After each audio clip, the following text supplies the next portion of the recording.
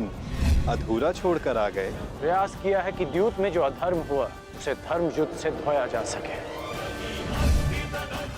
परंतु एक वचन भी है कि आपके पुत्र 1 वर्ष का अज्ञातवास अवश्य पूर्ण करेंगे। कर्ण को अपना हर वचन स्मरण है। मैंने युवराज दुर्योधन के लिए शस्त्र उठाने का वचन दिया है। युद्ध तो मैं अवश्य करूंगा, परंतु मैंने एक और वचन दिया है कि आपके पुत्र अज्ञातवास पूरा करेंगे, और ये वचन भी मैं अवश्य पूरा करूंगा।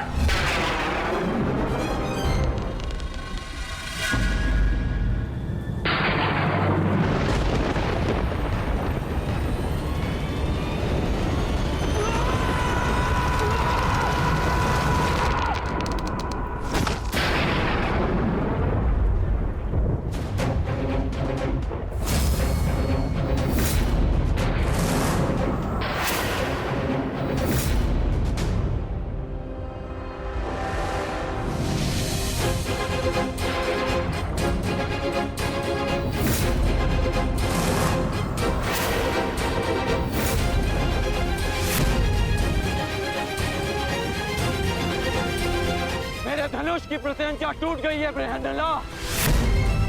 पता नहीं कौन सी शक्ति है जो तुम्हारी सुरक्षा कर रही है, परंतु ये राधेकर्ण उस शक्ति के समक्ष अपनी पराजय स्वीकार करता है।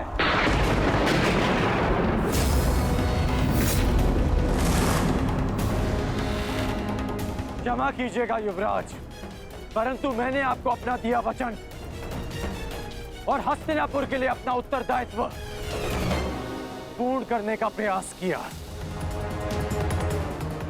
परंतु प्रारब्ध ने मेरा साथ नहीं दिया।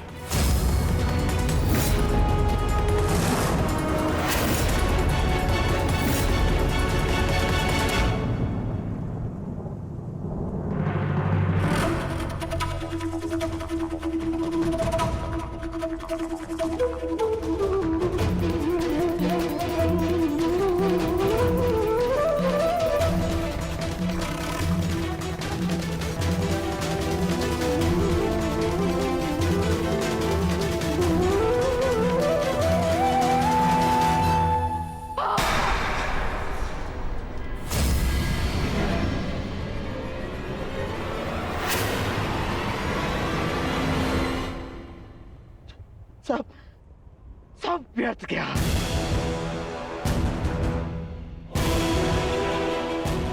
इतना परिश्रम, इतनी योजना, सब व्यर्थ गया। सब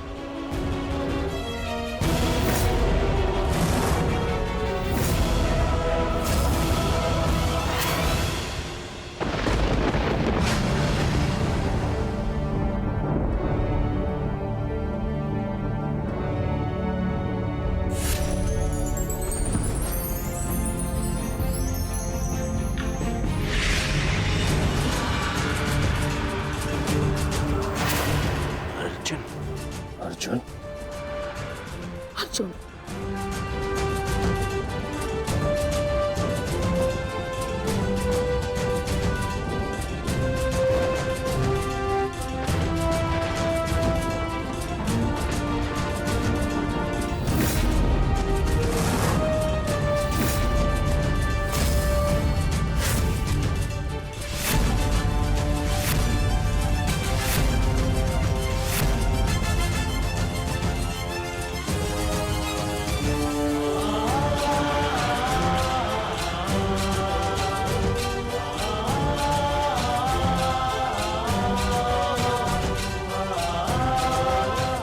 अज्ञातवास पूर्ण हुआ ज्येष्ठ।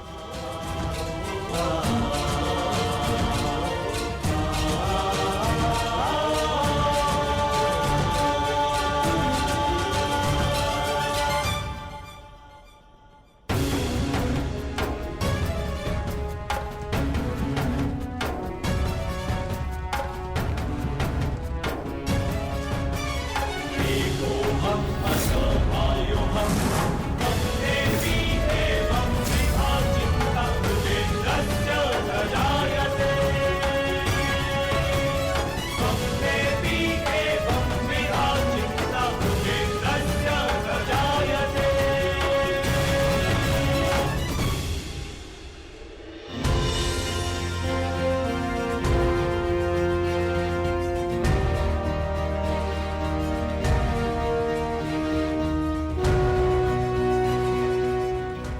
के अनुसार हमने 12 वर्ष का वनवास और 1 वर्ष का अज्ञातवास पूर्ण कर लिया है पितामह।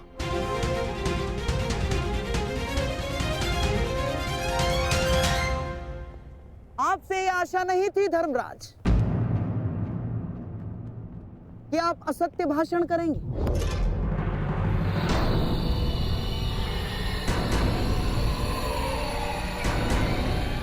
कैसा असत्य? ज्येष्ठ भ्राता श्री ठीक कह रहे हैं। हमारा अज्ञातवास पूर्ण हो चुका है। नहीं प्रिय अर्जुन, सभी नियमों का पालन नहीं हुआ है।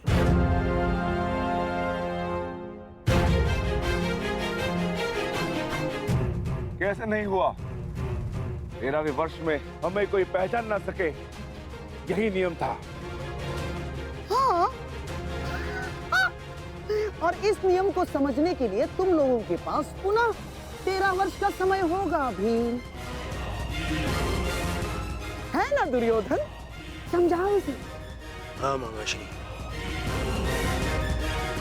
क्योंकि नियम अनुसार पहचाने जाने पर असत्य बोलना भी नियम भंग करना होता है, और असत्य बोलकर तुमने नियम भंग किया।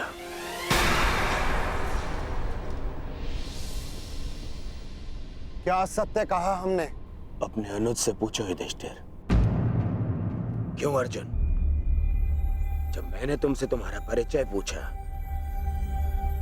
तो क्या कहा था तुमने? बृहनिल्ला नाम है मेरा।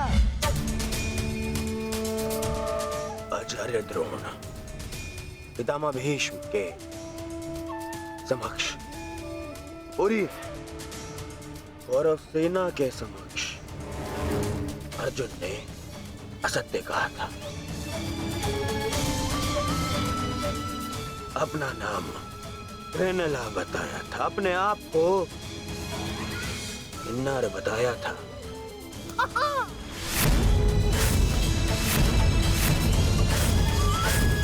क्यों अर्जुन, क्या ये असत्य नहीं था?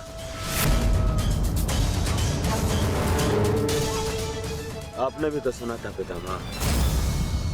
बोलिए पितामह, अर्जुन ने ऐसा नहीं कहा था। हाँ, अर्जुन ने असत्य कहा था।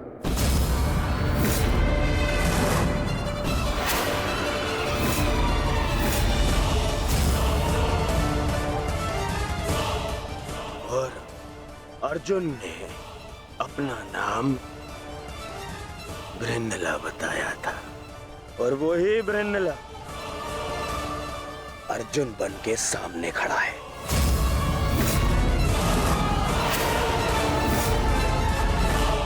अर्थात अज्ञातवास भंग माना जाता है।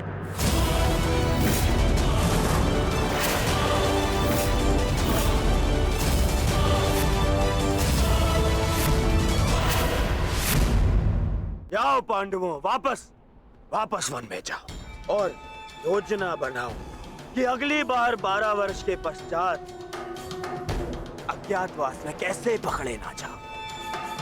हैं? जाओ।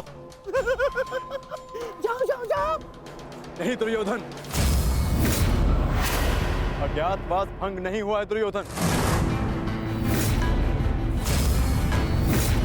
मैंने कोई असत्य नहीं बोला और ना ही मैंने कोई नियम भंग किया है।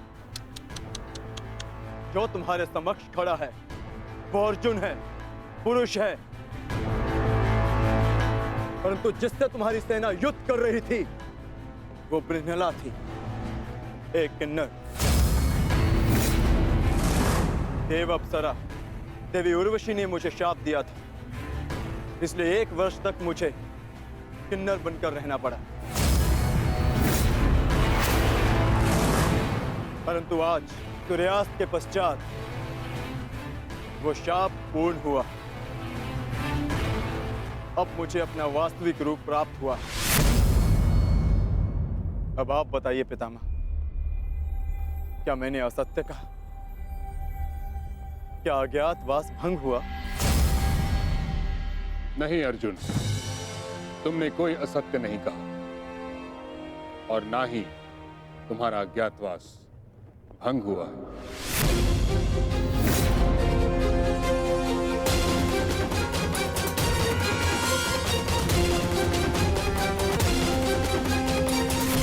परंतु मैंने इसे पहचान लिया था पितामह।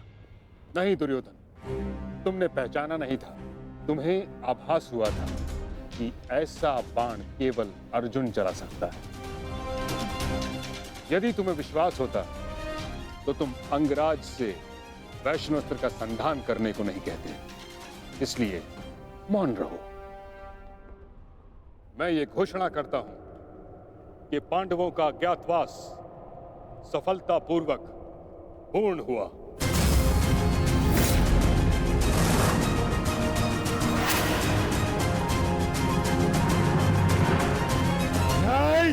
नहीं, नहीं मानता मैं। नहीं इनका अज्ञातवास पूर्ण हुआ है और न ही मैंने इनका राज्य लौटाऊंगा। अब जो भी निर्णय होगा वो युद्ध से होगा। हम पुनः अवश्य मिलेंगे युधिष्ठिर, रणभूमि में। स्मरण रखना दुर्योधन, हमने कभी युद्ध नहीं चाहा। तुमने हमें इस युद्ध में धकेला है और अब यदि आर्यव्रत के भाग्य में युद्ध ही है तो ठीक है, जो युद्ध होगा अवश्य होगा।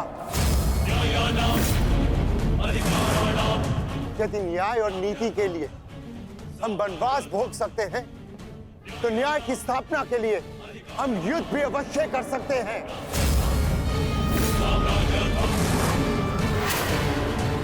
उचित कहा तुमने धर्मराज। युद्ध होना निश्चित है जिसे कोई नहीं रोक सकता।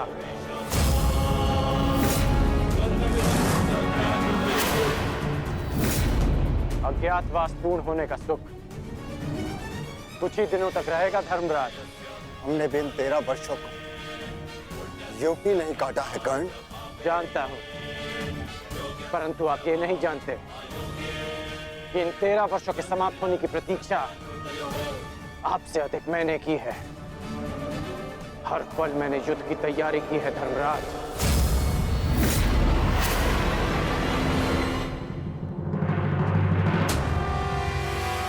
स्मरण रखना अर्जुन, अगली बार ना मेरी प्रत्यंचा टूटेगी और ना ही सूर्यास्त तुम्हें बचा पाएगा। तुम भी स्मरण रखना, अगली बार वैष्णव अस्त्र का उत्तर पशुपतास्त्र से मिलेगा।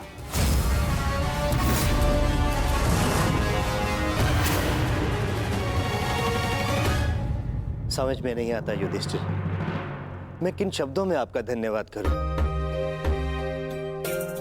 आप पांचों ने ना केवल मेरी, मेरे परिवार की, अपितु मेरी प्रजा की भी रक्षा की है। आभार की आवश्यकता नहीं है महाराज, क्योंकि हम स्वयं आपके उपकारों के तले दबे हैं। यदि विराट नगर ने हमें शरण न दी होती तो हम फिर से 12 वर्ष का वनवास भोग रहे होते। सम्राट, समझ नहीं आता कि आपका ये ऋण कैसे चुकाऊंगा मैं। जीवन भर भी आपके चरणों में सेवा करूं, ये ऋण नहीं उतार पाऊंगा मैं। ऋण उतारने के लिए चरणों पर गिरने की आवश्यकता नहीं है विराट राज।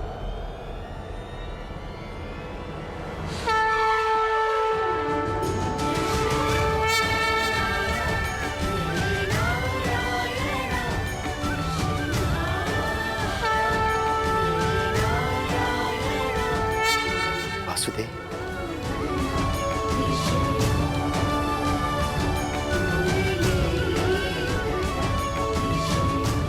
प्रणिपात वासुदेव।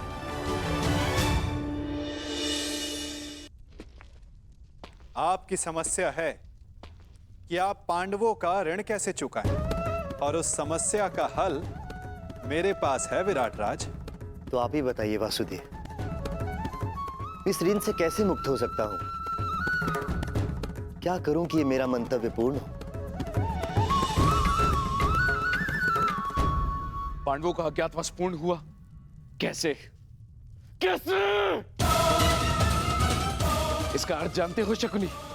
इसका अर्थ यह है कि पांडव लौटेंगे और अपना अधिकार मांगेंगे।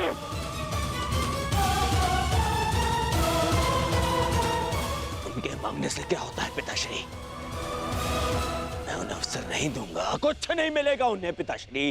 मान!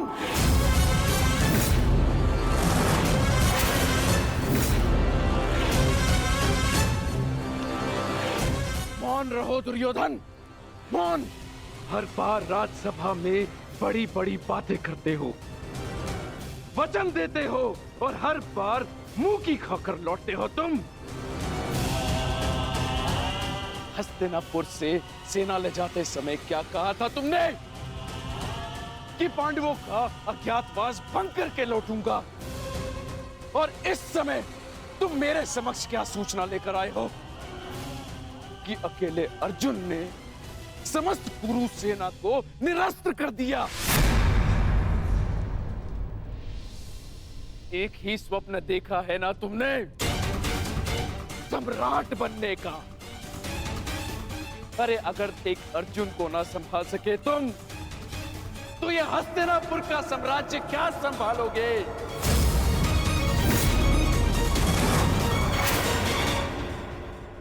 महाराज की जय हो। महाराज, विराटनगर से आपके लिए संदेश आया है।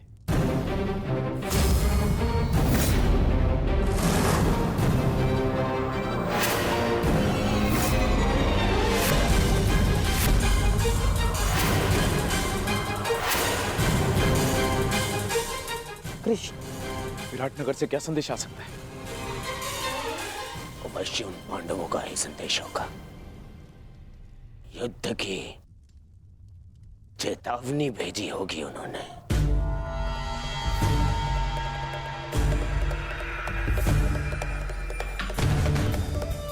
संदेशा पढ़ो शकुनी।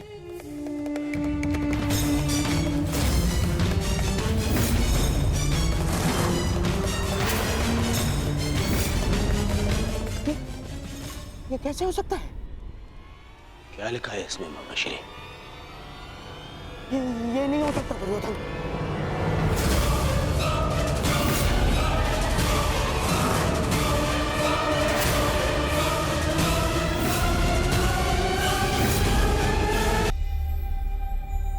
कहीं पांडवों ने युद्ध की चेतावनी तो नहीं दी? आक्रमण की चेतावनी नहीं, विवाह का निमंत्रण आया है। विवाह? किसका विवाह? विराट कुमारी उत्तरा का। किसके साथ? उससे जिसमें साहस के साथ बुद्धि भी।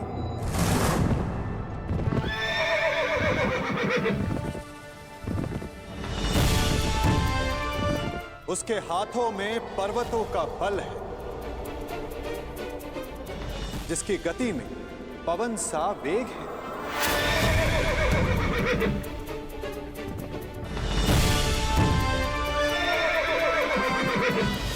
जिसके विषय में तुलना ही नहीं की जा सकती कि उसके बाणों की धार अधिक तीक्ष्ण है या उसका मस्तिष्क।